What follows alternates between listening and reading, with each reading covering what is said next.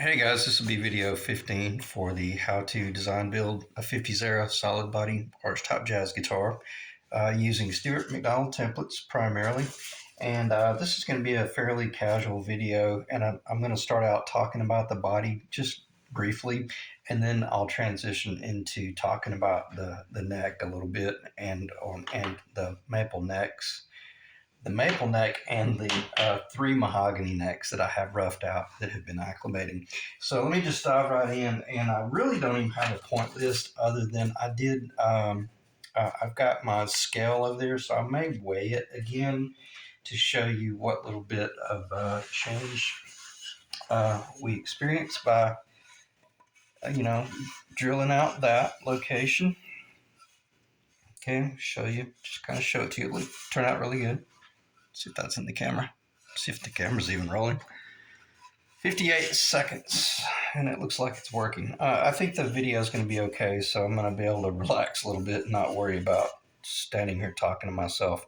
That may look a little odd being offset, but we'll cover that in a little while. But nonetheless, I got the little fillet epoxy glued in last night. And anytime you're doing your epoxy work like that, always do it, at the end of the day. That way it can at least dry overnight and you get about a 10 to 12 hour dry time. Because the first thing I was able to do when I came in the shop was start scraping that and leveling it out nice and flat with the surface so that once you do glue the top on, you don't run into any issues. Because I'm of the school of thought, if we ordered this material from someone we trust, and I do trust the guy that I bought this wood from, he runs this through surface planers and sanders, and dimensionally, it's beyond precise. It's just amazing. So there's no sense in me coming in here with power sanders and trying to level and sand, because I run the risk of losing, a 16th of an inch or a 32nd of an inch. And when you start doing the binding on a custom Les Paul body, that's not forgiving at all. It's a brutal thing. So anyway, nice and it's square, S4S, everything's nice and clean.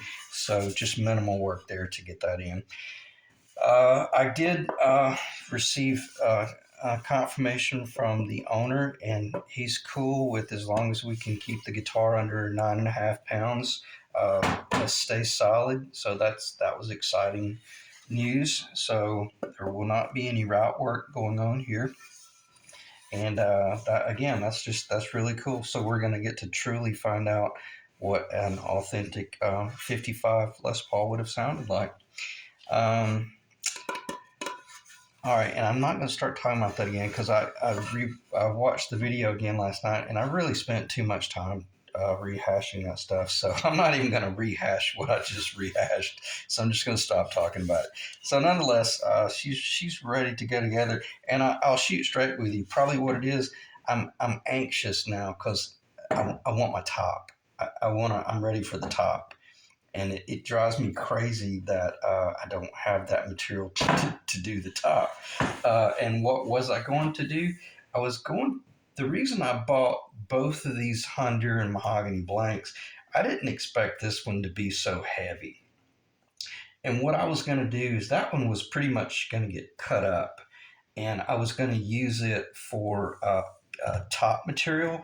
But even if I had have cut this one down to a half inch. In other words, if I had have roughed that one out and used it as the top material, man, we might have lost our whole objective of having a lightweight guitar. So I specified to John, the guy that I get my wood from, that this top material, we already have an agreement about that body. That is what it is. But nonetheless, I specified to him, my top material's got to be super light. So please put your paws on that one and send me some nice stuff. And I think I can't remember the dimensions, but it'll be a 2-piece solid top. So anyway, that's going to be pretty awesome. But nonetheless, it's frustrating because I'm sitting here going, oh man, I need my top so I can epoxy it on and let it be drying for a few days and really, really be nice and firm. And I don't have the top.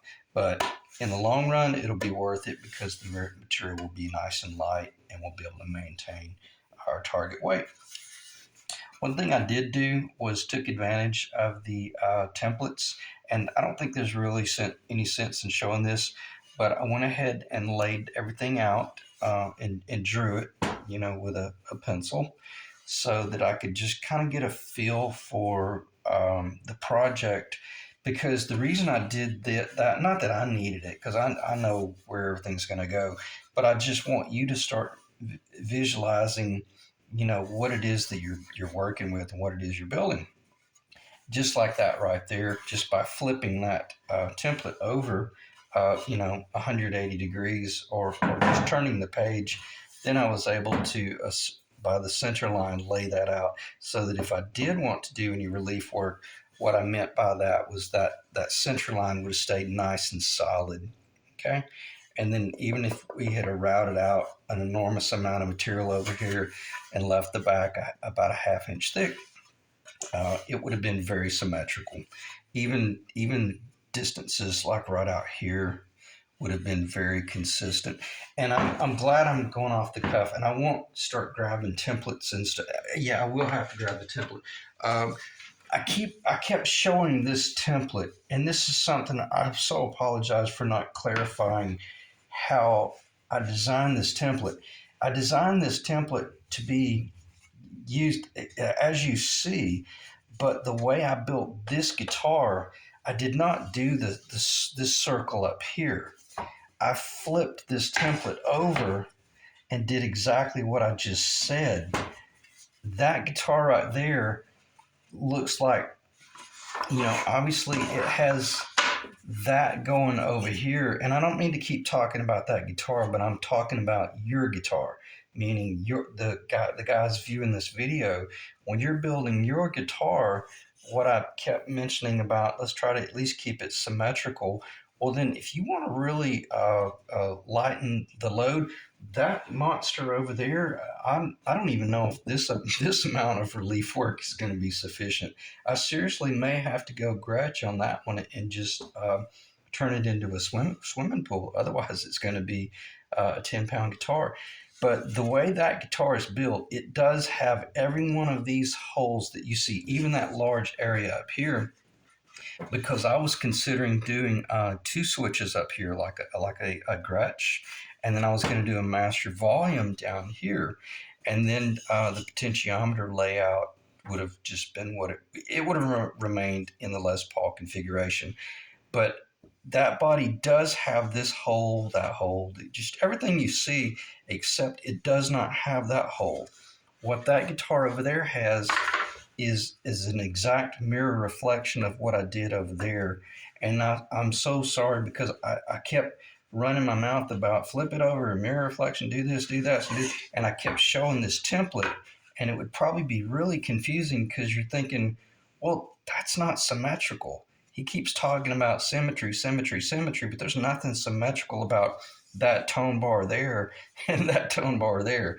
And I apologize, but this was the initial design that I started out with, but I did not use that. And obviously, because I just had the template already made, I just left it that way, just because I had already cut the hole in the thing. So nonetheless, the tone bars in that one, and even this, it's wider right here because it's a little bit different. But in other words, I was able to maintain the tone bars down the center. And you can do the same thing with your guitar, meaning like if I came in with a round, if you came in with a round rough out right here at the bottom, okay, now just imagine your circle is down here, your rough out's here. Well, then all this mass that comes down here, if it does leg off to the left and leg off to the right, at least they're symmetrical. Okay, and that's what I meant by when you're designing your guitar. take some liberty, especially if you've got a boat anchor like that that you've got to get under control. So let's talk about this a little bit. Basically, this was pretty simple. Having the template. Let me just go ahead and get the template because I don't know if this will show up, but yeah. Let me show it with this template because what I failed to clarify, because you've got the two templates here. This would be the initial template you would start out with, and I'm going to kind of just rehash what we've already talked about. And I don't think, even when I shot the client an email back tonight, I let him know, yeah, tonight's video is going to just be kind of about general layout and general discussions. So, if he was watching it, I just let him know that there's really nothing in there that I need any answers about. But for you guys, the general conversation, if you're sitting there with a block of mahogany that has no machine work done to it yet, this is the template you would start with. And one of the things that I noticed that was the most critical point of consideration, once you had the center line drawn on your billet, then you probably can't see it, but there's a small score line in the acrylic that is so cool because from a visual standpoint, if you're standing over it looking straight down, it's like a just a razor edge line. It's not a pencil line. It is the most precise center line you could imagine. And I don't know if you guys can see it. I don't think you probably could. It might reflect if it catches the light. But once you get the center line and you make certain that let's say you had a billet that had a problem with it, well, then you just find where you want it to go on the billet.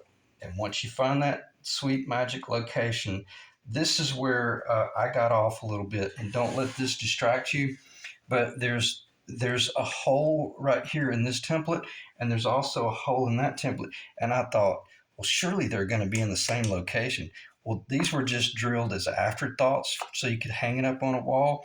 And I almost got myself in trouble because, as you can see, I was using that as kind of a start out location line.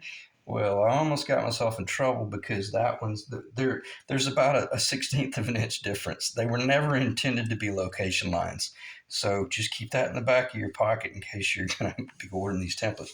But what you do need to do is, once you find the true location that you want on your body, what you need to start referencing, or everything should be referenced from, is going to be, select 2 points that are always going to be consistent between this template and the other template. And what I found was going to be perfectly consistent are these 4 locations right here. And what are these locations? Obviously, that's the tailpiece anchor location, and then this is the bridge location. Okay, and on the 50's guitars, the bridge location, some of you guys already know this, they're not perfectly 90 degree. They're cocked on a substantial angle, probably almost 3/16 of an inch. Let me just look at it. I'd set that one at 1/8 of an inch, and it really just barely was enough. So it's about 3/16 of an inch back. But I say that to say this. If you are transitioning from something and you're trying to relay something going on one template to what's going on the other template, just push this little punch through there, and that'll help keep you under control. And then I say that to say this: if you notice what I've got here, and I even marked them a little bit darker, I took a pencil and just really blacked them out. And that way I know that if I throw a template up there to do something, or if I was going to route out the clover leaf, or if I was going to route out that area right there, then all I got to do is follow the center line and those 2 black spots right there.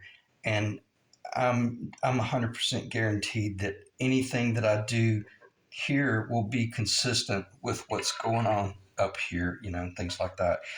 So it took me a day or two to kind of get my, and look, I even have them on the back. Okay. I even transferred them over to the back. And so anyway, it's a great way. I thought I saw it. There's a little bug. There's a little cricket. What is that? All right, sorry about that. Anyway, so use those two little reference points, and the ones I'm using are the anchor tailpiece anchor studs. Why do I like those? Because they are on a 90-degree angle.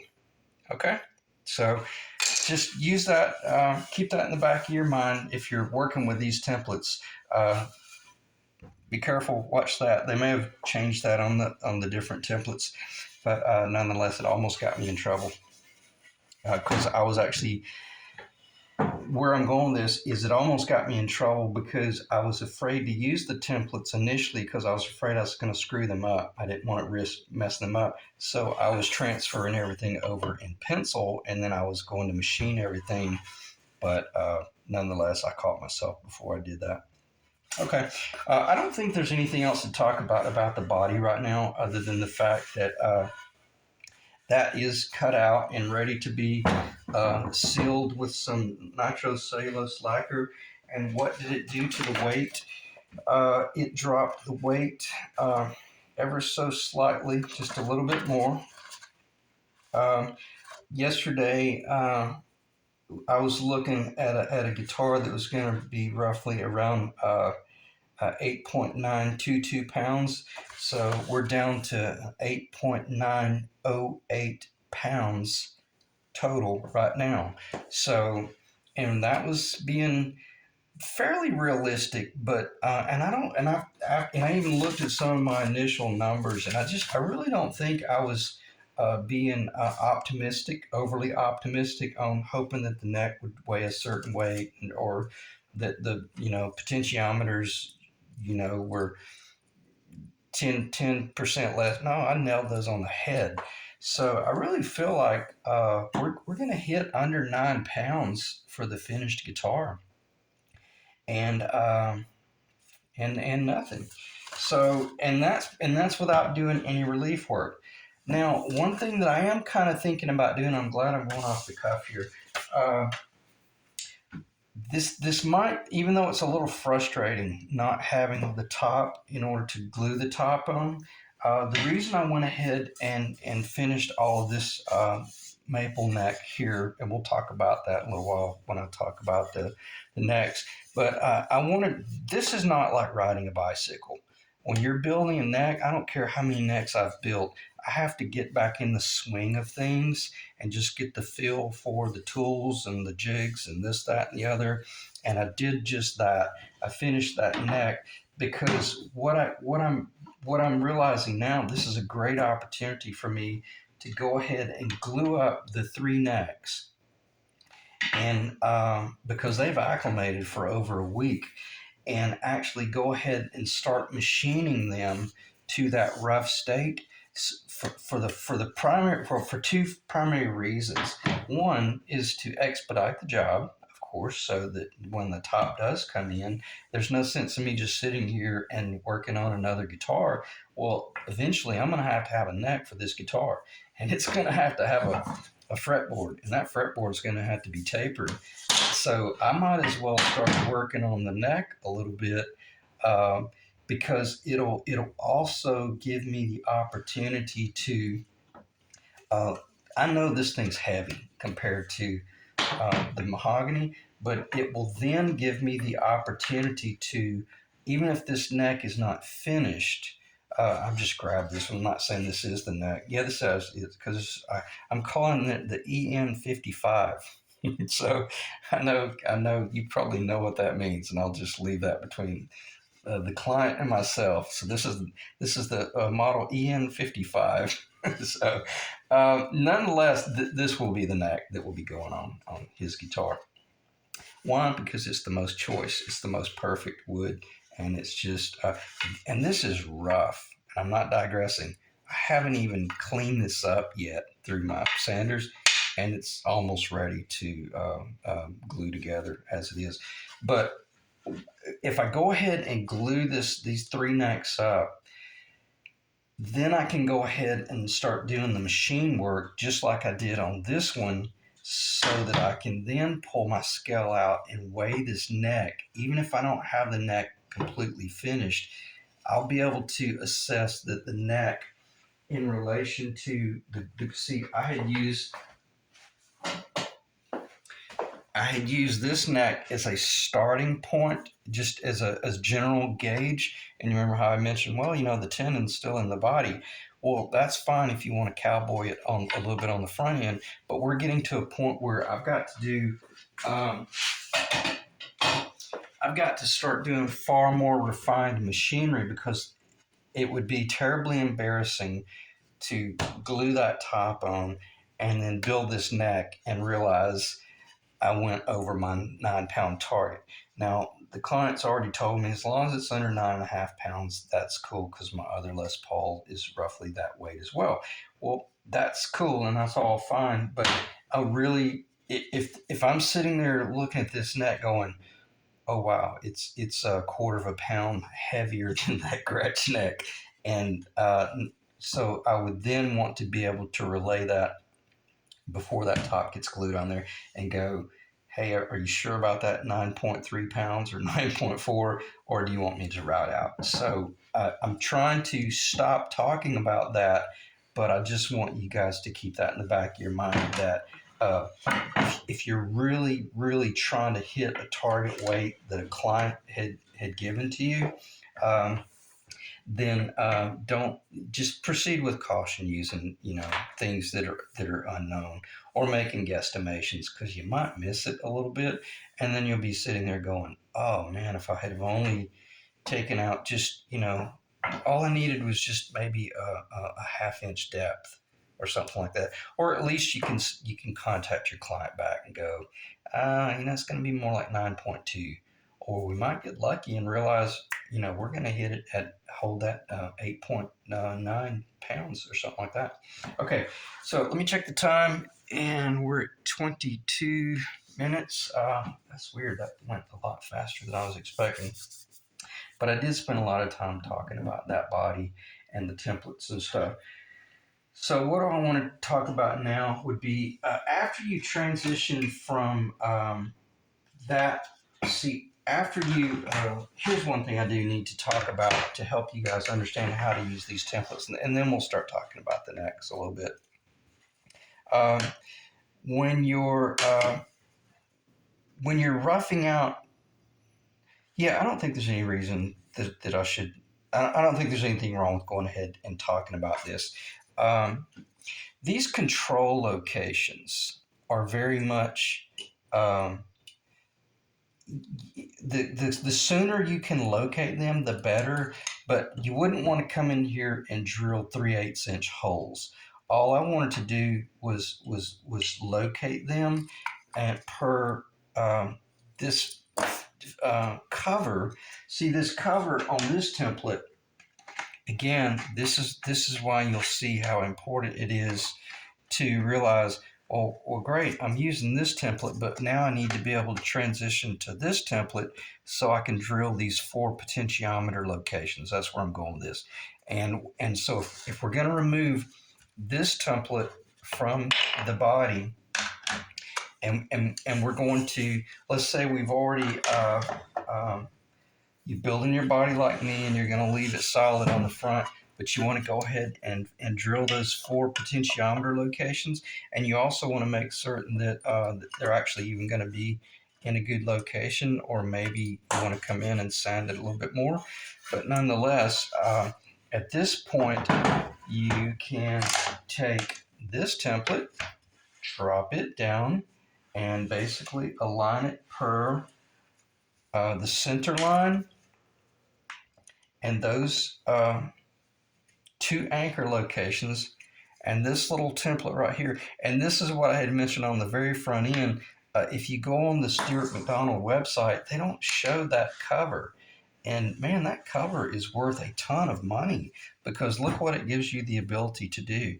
It gives you the ability to either take a punch and punch those locations, which is what I did, and then I put it on the drill press and I drilled those 4 little locations just like that.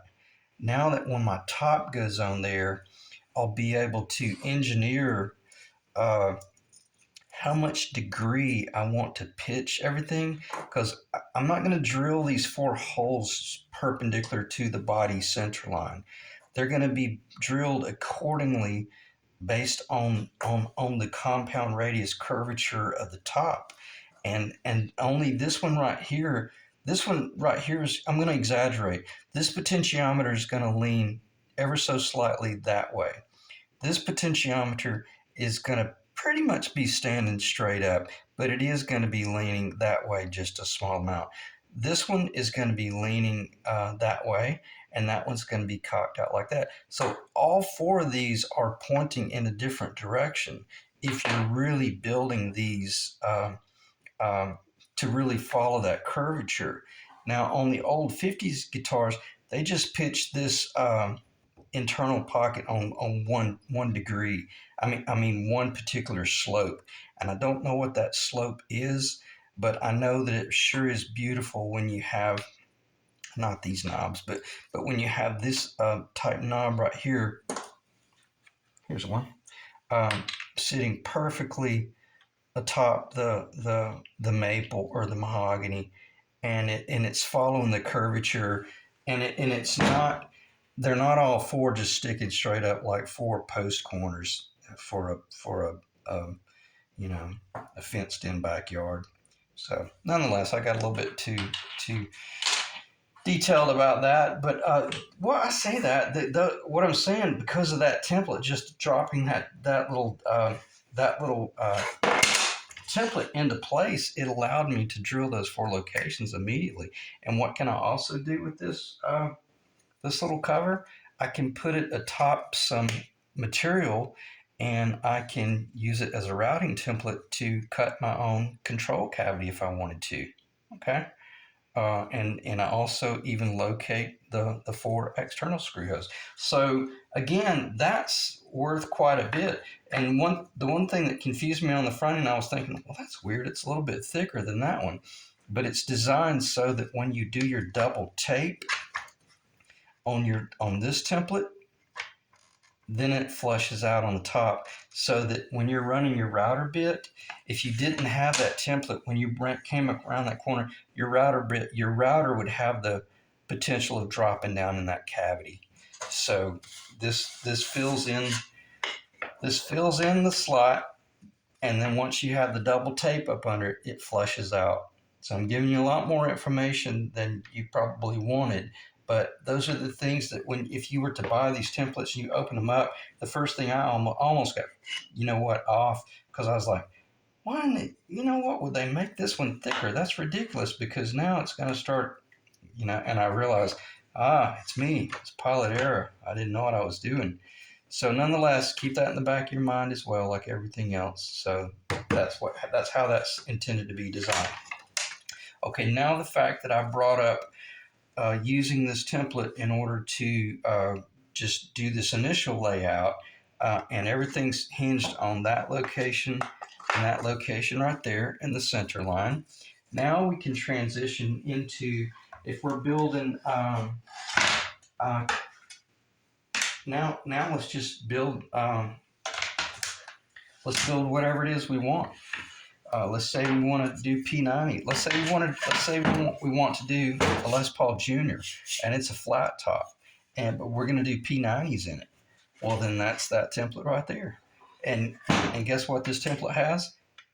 It has the tailpiece anchor location there, and the anchor location right there. And I don't think I'm being condescending, because I'm the type person, if I'm seriously sitting there getting ready to spend multiple hundreds of dollars for something that I think I could buy off of and get it cheap, don't even consider it. The machine work behind these templates and the engineering is so valuable. Just like the fact that it gives me the neck depth for the P90 up at the neck location. It even gives me the bridge depth. And these are very much location specific for obviously, but they're also very much specifically for P90s. And that's a totally different animal as compared to your um, the humbuckers. Okay, and I can route humbuckers pretty much in my sleep, but they say they're 15/16 inch deep. I always go 1 inch deep, and then my legs out here I go even deeper, and then I know that the bridge location is much more shallow. So again, and even not just that, but when you and I've already covered this a little bit in just the very first video, but you can see how the center line of the P90 is even moved forward in relation to the center line of the neck humbucker because of the bridge, because of the fretboard. Okay, you would have the fretboard coming up like this, and you wouldn't want to just center the P90 in the location where the humbucker was, because it would be too far away from the end. It would be too far away from the end of the fretboard. So you see what I'm saying? They've done all of the engineering for you. And that's what I meant in the very start of this video series. It's like, well, truth be known, I'm not really even going to be doing a whole lot of design work as much as I'm going to be following the blueprint by which Stuart McDonald already set forth based on authentic 1950s guitars. And then also you'll see how the P90 in the bridge location is shifted further down. And let me grab the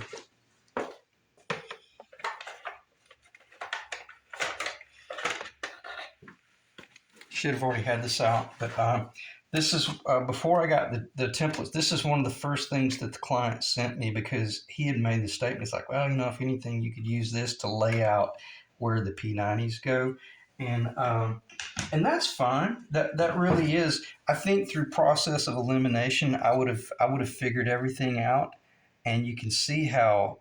Well, it'll be a little bit further down and be about like that right there. But nonetheless, we would have been able to have used this pickguard to have configured the P90 locations.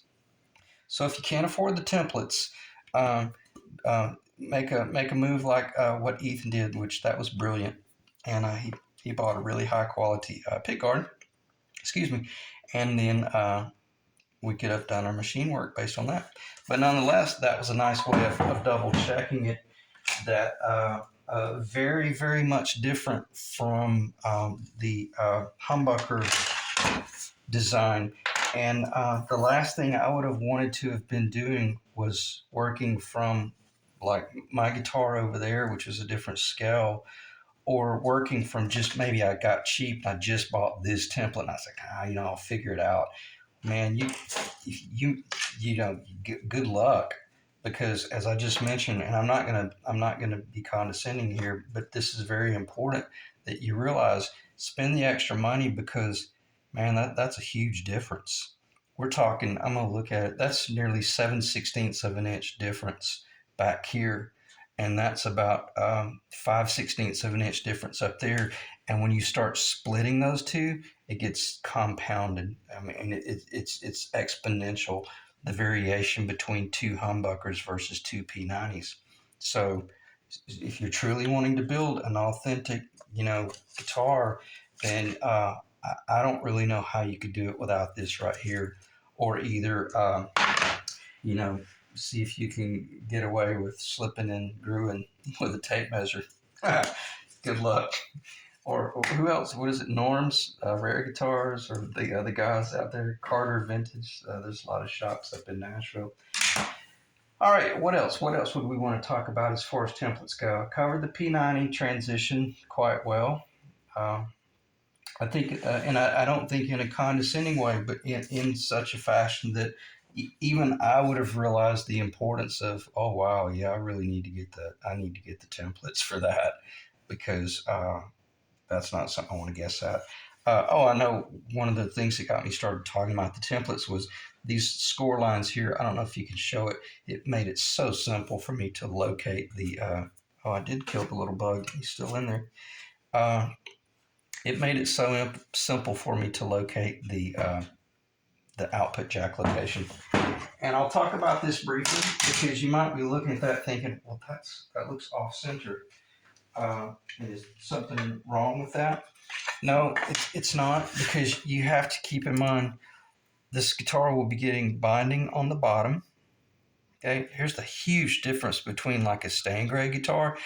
If this was going to be a clear coat guitar, that hole would need to be lower, but it wouldn't need to be centered necessarily on this, because especially my body, and I'm not going to start splitting hairs here, but just humor me here and know that 1/8 of an inch of the top is actually already on this body. I think you guys follow what I'm talking about. Now this is roughly 3/16 of an inch thick, but that's roughly where the binding will be up there, because this is a custom, and that's where the binding will be there. So you find those finished those finished design locations, then you find the center of that, and that's where you put your output jack. And let's say you missed it by a 1/16 of an inch or an 1/8 of an inch, doesn't matter, because the talk about idiot proof, man. They've got that thing. I could have missed it by a 1/4 of an inch and probably still would have been fine. But if you're going to really stay true to it, it needs to be the rectangular, what do they call it? Thing? I can't. The jack plate.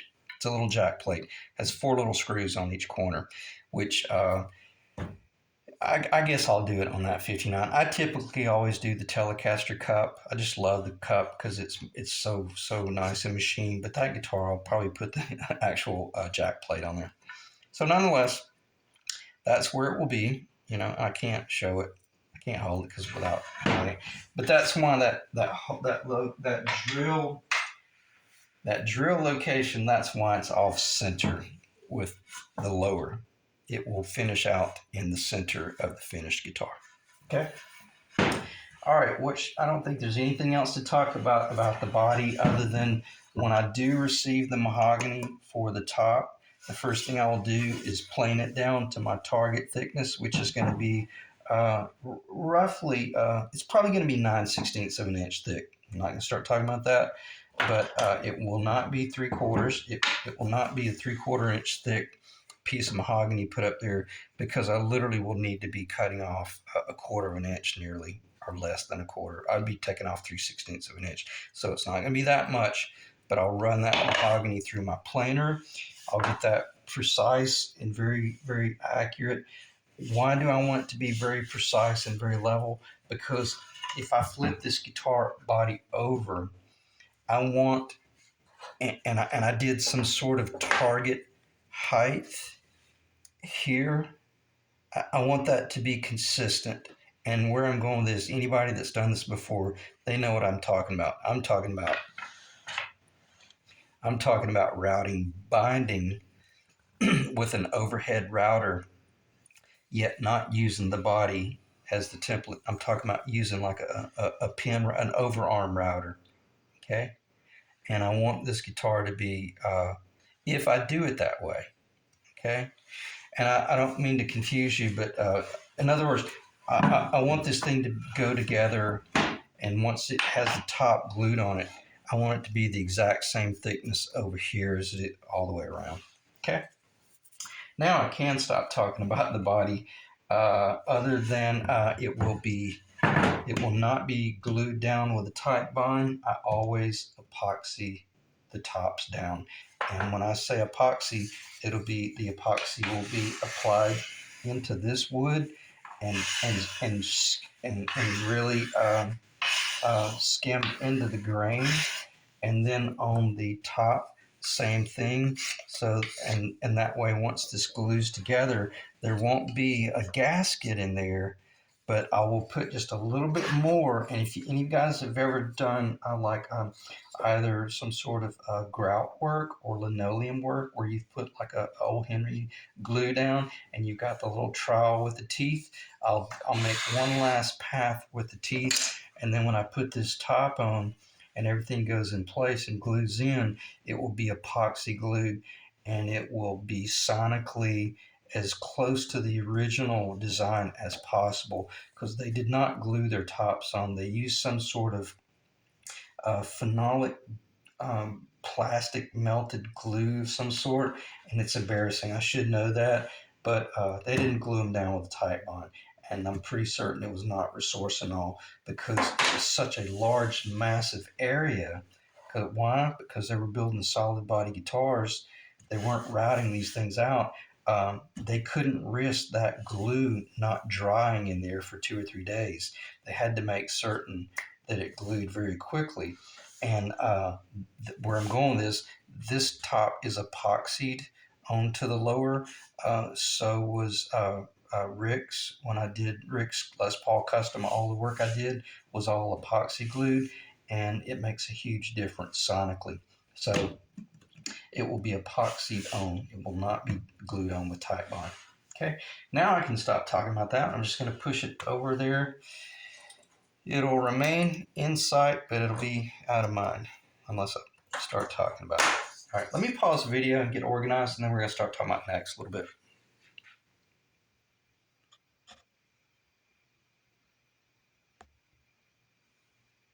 Okay, before I move to the next, I realized I failed to mention how I actually cut that hole, or if I did mention it, I completely blanked out. I use my hole saw kit. I love this. Excuse me. But nonetheless, I started out with that center location, drilled an 1/8 inch pilot hole. Then I stepped up to probably a 3/16. I just kind of guessed at with the next bit, and I made certain that everything was nice and true. Why? Because I was just doing all this visually. I was just following that center line, and doing everything by hand. And after I drilled that location, then I came in with my hole saw kit. I took the hole saw off, and I drilled that location and made certain that I was nice and true. And then put the bear with me, this is very important, extremely important. Made certain that the hole saw was on there nicely, and this is one of those cuts. When you make this cut, you have to commit immediately. Don't go into this timid at all. I basically put this up here, and I had the pilot hole, and what I did was I put it in reverse, and I scored the wood so that I made certain that I kind of didn't just pull the trigger and knit, because these little things are like little shark teeth. If they grab ever so slightly, it could jump considerably. So I scored it to the left a little bit, and once I saw that it was going down into the mahogany, then I turned it back to the right, and I eased off the pressure, but I pulled the trigger up to real high speed, and I sat there just for ever so just a split second, and then I committed, and I pushed through with gentle pressure but very high speed. Okay, if you were pushing with a hole saw and going slow and scared and timid, the first thing that's going to happen, you're going to tear the devil out of that mahogany. It's going to tear out real bad right there, because that's the first location. So you got to be pushing very gently, but at extremely high speed, and just let it slowly machine its way through. Again, this is a critically important discussion. I can't believe I failed to talk about that earlier. Especially if this is a 59 replica. I know we're going to get the jack plate cover on, but we don't make a business of doing shoddy work. We want it to look like it was done by a pro. Okay, and that's a tool you can use.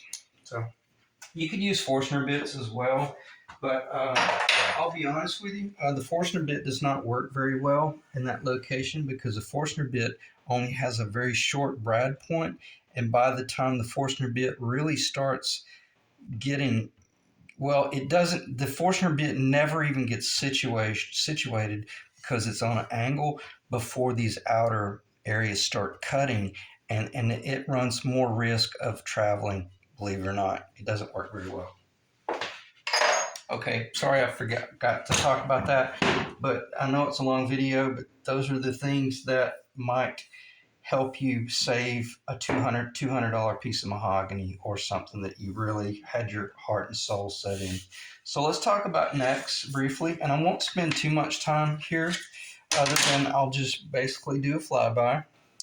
This one's different. This is a 1 1/4 inch tenon, which now it's funny, it looks real thin, but this is what is on the 1975 to 1982 Les Paul. And this neck is basically, I'm going to build it as a replacement neck for just that.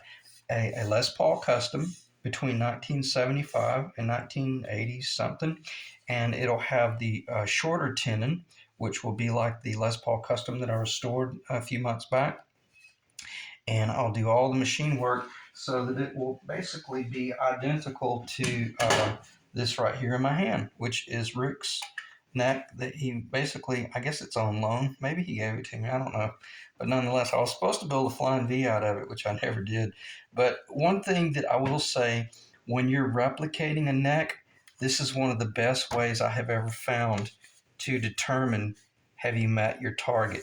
We have this kinesthetic sense of feel, and you, when you can put the neck up against, in other words, obviously if you're replacing this neck here and this is your replacement neck, once you get them to this point, you can put them together and you'll feel just the slightest little bit of variation. This neck is still too wide. It needs to be machined down, but I can feel that this neck right here in my hand is identical to Rick's 1980 Les Paul Custom. So, and on that note, I went ahead and did exactly what I said I wasn't going to do. I went ahead and machined that much smaller. And I got to tell you, it does feel really good. And it reminds me of Rick's Les Paul Custom, or it reminds me of this right here. This is a sweet little profile. I'm not going to digress, but it really is a sweet feeling little neck. So nonetheless, this tenon was cut down, and the reason I brought up the whole tenon issue is because the tenon in the 50's Les Paul and the tenon in that guitar are considerably wider. Well, what do you know? I got the template right there in my hand. So you can see the considerable difference, a good 1/4 of an inch. It is a 1/4 of an inch. This is 1 1/2 of an inch on the 50's. This is 1 1/4. Okay, same 16th fret location, but nonetheless, and you can even see if I were to do a long tenon, then I could leave this long and sell it like that if somebody wanted to do a long tenon, or if they wanted me to cut it off short, I can cut it off short and not do any butcher carpentry like that. But nonetheless, it would be precision machined in order to fit an 80's Les Paul Custom, because I do have all those dimensions for that pocket. But the reason I wanted to show this template, you can see the considerable difference between the Les Paul Custom headstock and the 50's, the 58, 59, 60. Very, very small, very petite. Even the tuner locations, considerably different. I mean, considerably different. Nonetheless, it was nice to get that in the template because it did give me the it gave me the profile width here and the taper here, the trapezoidal path. And so that once I'm building these necks here, they're going to be built per this template design here. This will be the only one that will be the 75 to 80's design. But this turned out very well. I'm very happy with it. I got a little rag here that I can wet it and kind of show you. And see, you have to keep in mind this. It's not that pretty on the back, but that's just is what it is, because this is on an angle. This is a cross. This is a run out on the grain, and this is just a straight. I'm not going to start talking about that stuff, but it's virtually impossible to get the back to look really good with maple. But it's very possible to get that right there. See how the grain matches? Okay, now to me, this is the sign of someone who really has spent a lot of time building jazz guitars, because I've got these annular rings. If you were to stain this, if you sprayed this with a nitro lacquer or tinted, you could go in and do some just amber, honey amber, and you'd have a hard time telling that that was an ear glued on to the bass side and an ear glued on to the treble side. And also, let's look at it out here on the end. These are the things you need to really be considering when you're building a clear coat guitar. This is why I've always made the statement, if you're building your first guitar, please don't build a clear coat guitar. They're so hard. I'll have to turn it over like this, so hopefully it should. I'm not going to take the time to look in the camera because I know the video is getting long, but those growth rings are going this way, matching very well. And there's the join. These are going up a little bit on this, kind of rift some, but nonetheless they are matching. And not only are the grains matching, but the actual maple is from the choice location between the two neck leaves right there, and that's why the color is so pretty and looks so nice.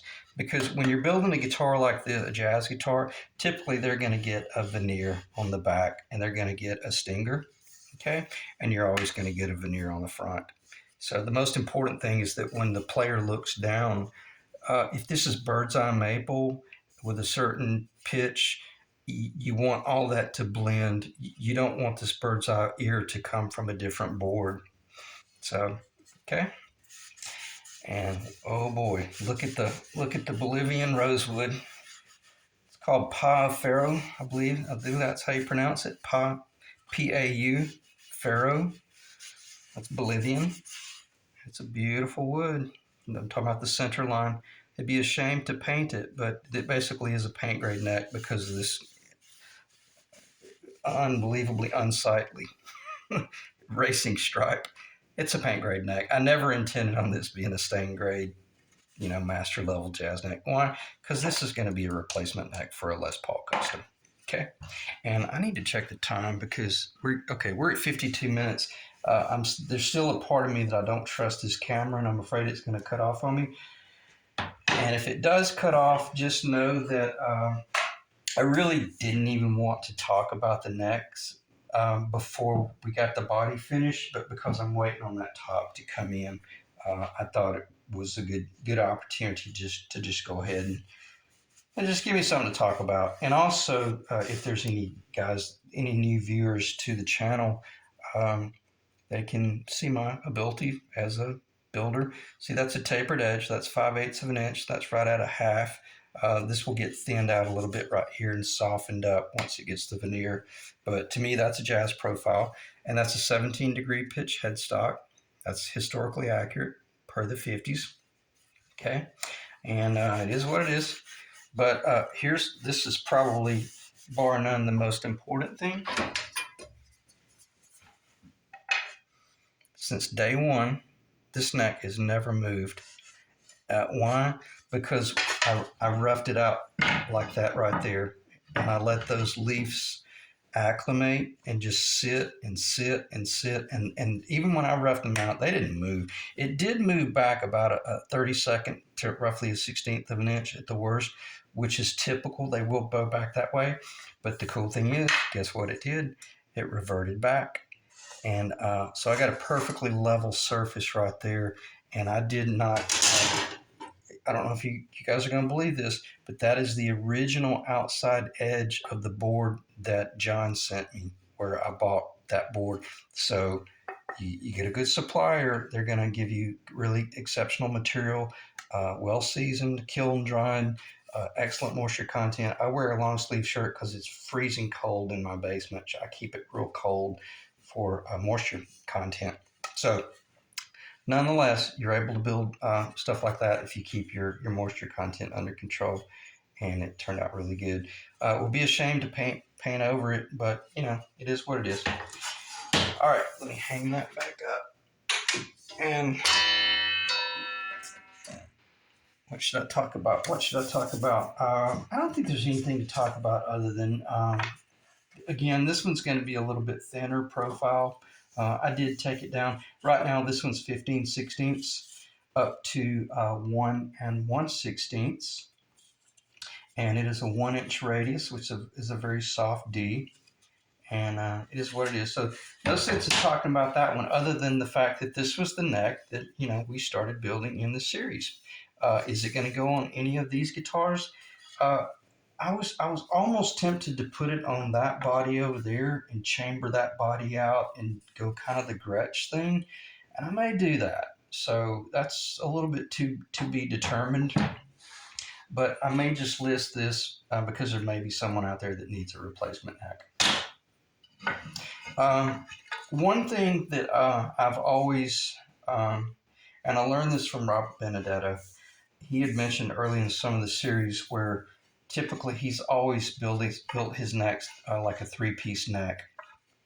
And it's so much safer when you take that, every bit of that wood right here is, and I'm not going to show you, we'll cover it some other time, but that's from that large board that I originally had shown, the 3-inch by 4-inch Honduran mahogany. I think it was over 30 inches long, but nonetheless, each one of these neck sections basically is that right there. Okay. I don't want to get them confused. Even though I've got them marked, I don't want to get them. Well, and these are distinctive. These were the center lines. So, but they weren't beside each other. They were on top of each other. Okay, within the internal workings of the 3x4. Okay, that's what I meant by if I really play my cards right, I know I'm going to get 3 necks out of this. And I started to rough out 2 necks that were solid, meaning solid like this right here. But I got to tell you, if you want to really up the ante to potentially have a neck to fail on you, build a one-piece neck. They're far more likely to warp, twist, or give you problems because you didn't cut the material down enough and let it acclimate to your shop for a few days, if not a week or so, to really see if any of them were problematic. And there's one of these that is a little problematic, and I'm being really, right here, I'm being